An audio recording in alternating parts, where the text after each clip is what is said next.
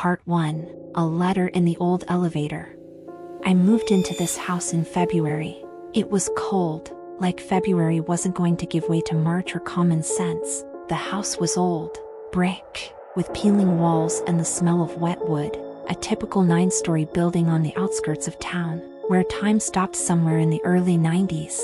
I inherited the apartment from my uncle, whom I had seen only twice in my life.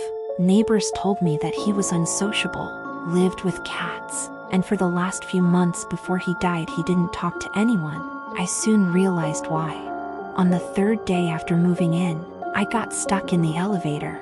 It wheezed, rattled, and bounced around like it was disgusted with people. When the doors finally opened, I saw a piece of paper neatly tucked into the gap between the panel and the buttons.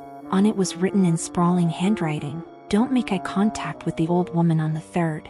If she looks at you, it's too late." I laughed at first. Some kind of local horror story, I guess, or a joke. But why was the paper almost new? And who put it in a place like this? Part 2. She listens. On the third day, I heard her footsteps for the first time. Quiet, shuffling, like someone sliding on linoleum with bare feet. It was at night. I was lying in bed, windows open, snow hissing quietly outside the window, and in the entryway someone was slowly, very slowly, climbing the stairs. They weren't supposed to be there. No one came up at 3 in the morning. I lived on the 6th, and the old lady on the 3rd, the neighbors said, had died a year ago, a dead woman, buried by the whole neighborhood. I looked out the peephole, no one on the landing, but I heard something whispering outside the door, indistinct, but rhythmic, almost like a counting rhythm. The door cracked from the cold. Part 3. Memories of a neighbor. I dared to talk to the neighbor from downstairs. Pyotr Andreevich is an old man with a face like a dead crow, always chewing seeds and cursing the weather. "The old woman from the 3rd? He asked again, and his face looked as if it had turned gray. "Don't look at her. She's gone, but she's still there." "What do you mean?" I didn't understand. "After she died," he lowered his voice, "she didn't leave. She just stopped living. That's all. The body was taken away, but she stayed. She was mean, nasty, always knew when someone was talking about her, even through the walls, even in her sleep. It's crazy. You don't believe it?" He grabbed my sleeve. "Then don't go up to her house at night, and don't open the door if you hear a voice like yours." Part 4. Footsteps behind. On the 5th night, I woke up to a knocking sound. Someone was knocking slowly, 1 knock per second, on my door. Then there was silence. I got up, walked over and listened, and then there was a quiet voice, "Open up, honey, I know you're awake." An old woman's voice. I'd never heard it before, but I knew it was her. Old, creaky, as if it came from a radio set from the 60s. I stepped back. My heart was pounding like a hammer on glass. I closed my eyes and started counting to myself. 1, 2, 3. On the 7th count, I heard the scraping of metal. The elevator was moving. 3 o'clock in the morning. I ran to the peephole. The light flashed on the 3rd floor. Something black came out of apartment number 39. Part 5. Apartment 39. In the morning, I made up my mind. I went up to the 3rd floor. Apartment 39 was as gloomy as ever, with a taped peephole and a peeling door. But there was a doll on the mat, dirty, without an eye, but facing the door, and on its forehead was carved with a clerical knife the word, "Look." I stood there, trying to squeeze a laugh out of myself. I couldn't. And then I heard someone inside scrabbling on the floor, like with my fingernails. I snapped out of it and ran downstairs. Part 6. Watching. The next night I saw her, through the peephole. She was standing in front of my door, white eyes, deep, pupilless, skin like wet paper, dressed like a Soviet nurse, but most importantly, her gaze. It was into me, not through the door, into me. I screamed, closed my eyes, sat on the floor, shaking, and she spoke. "You're mine now." I waited, and the elevator started, and the lights on the floor flickered. Part 7. The Disappearance. My neighbors woke me up this morning. They said they'd heard me laughing all night, loud, shrill, but I was sure I hadn't made a sound. I decided to move out. Quickly, I left the next day. A month later, I found out that Pyotr Andreevich had died in the house. He fell down the stairs between the 3rd and 4th floor, and also that there was someone living in apartment 39 again. The old woman had returned. Part 1. Moving. The house the Cooper family moved into stood on the edge of the extinct village of Meadow Falls, lost in the hills of Maine. It was old, as if cut from a black and white movie, with a shabby porch, peeling paint, and creaky floorboards. 22-year-old Michael Cooper, a former college student, had just returned home after a failed attempt to find himself in the city.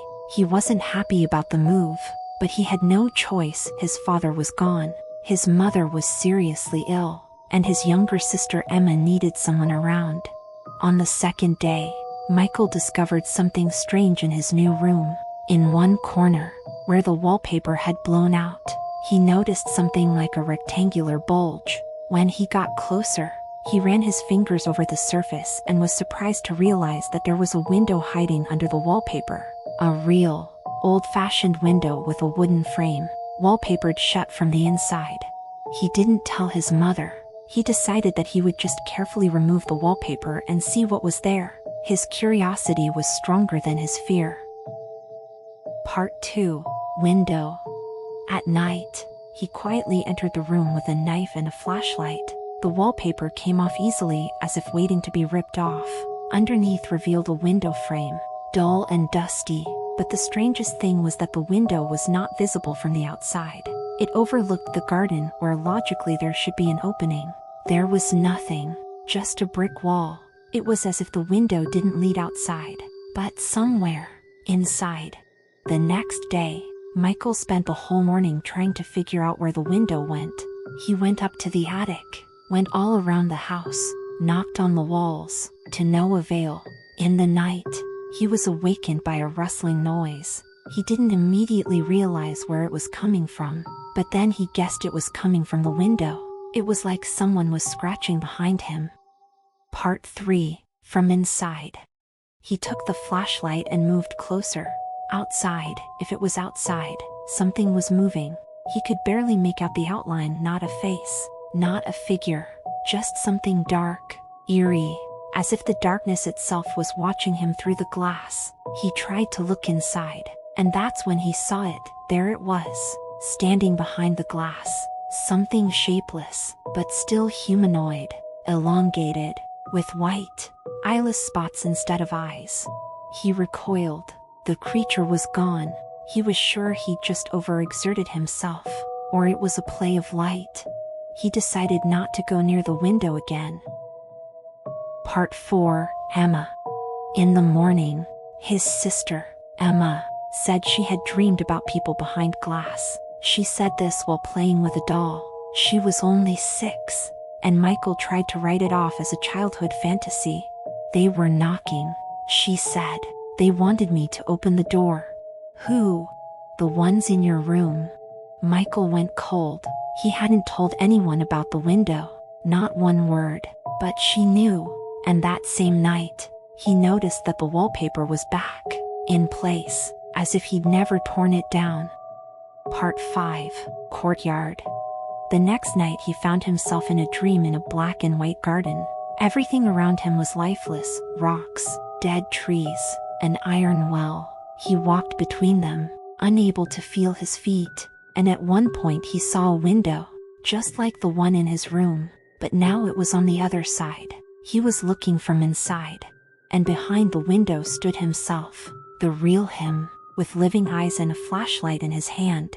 At that moment he woke up in a cold sweat and realized the dream was not a dream. He was no longer just on this side of the window. Part 6. Window opened. One day, when he came home, he saw it. The room smelled rotten. He realized that the smell was coming from the window, and along with that smell was silence, a ringing, crushing silence. The window was ajar now, not quite, but enough to allow sound to come through the crack, or something else. Michael tried to close it, but the sash was cold and wouldn't move. That night, he heard a voice, "Michael, we found you." Part 7. He stopped sleeping. The intrusive thoughts began. He felt their presence. They were with him even in the bathroom, even in the supermarket, even when he closed his eyes. Emma stopped talking. She sat in front of the window and whispered, "Soon, soon, soon." One day he woke up and saw it. The window was open. The room was empty. Emma was gone. His mother lay in the kitchen with her arms twisted, dead. He realized he was alone now, just him and them. Part 8. From the other side. The window was always open now.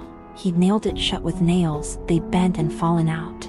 He bricked it up, the walls cracked. He tried to kill himself, but even death refused to take him. He realized the window is not just a portal. It's alive. It wants him. They whispered to him, promising him freedom. They promised to bring Emma back. All he has to do is go in. Just one step. Through the frame. Through the glass. Into their world. Part 9. Note. The last words found on the wall after Michael disappeared were scrawled with a knife just below the window. Windows are eyes. Some look outward. Some look inward. But there are some that look nowhere. If you see one, don't look back. Part 1. The house that wouldn't sell. In a quiet corner of Maine, on the very edge of a village with the telling name of Pike Creek, stood a house that no one wanted to buy. It wasn't a wreck, on the contrary.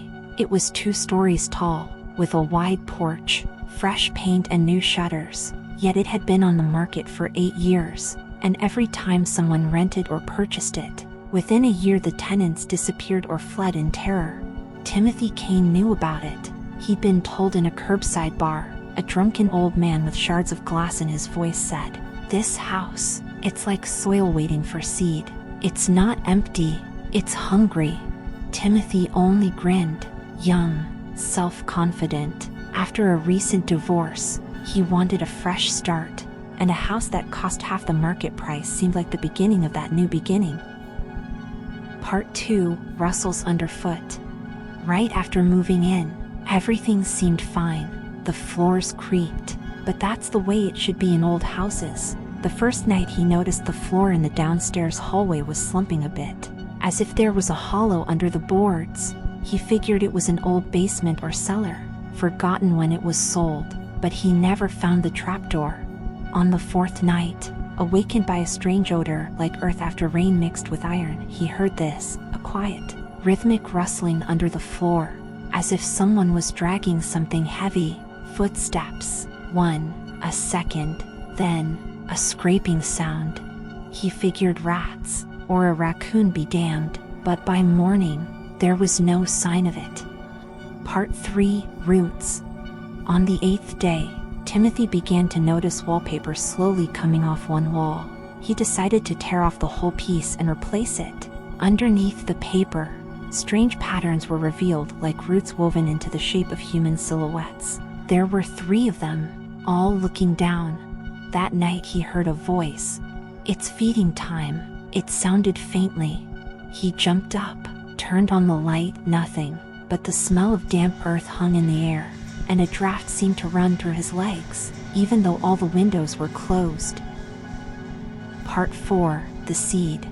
Timothy started digging in the basement, not because he wanted to, but because something was pulling him there. He removed the floorboards in the corner where the most frequent rustling was, and saw not earth, but a dense, dark mass, intertwined like roots, and in the midst of this mass something was rippling. He touched it and it moved.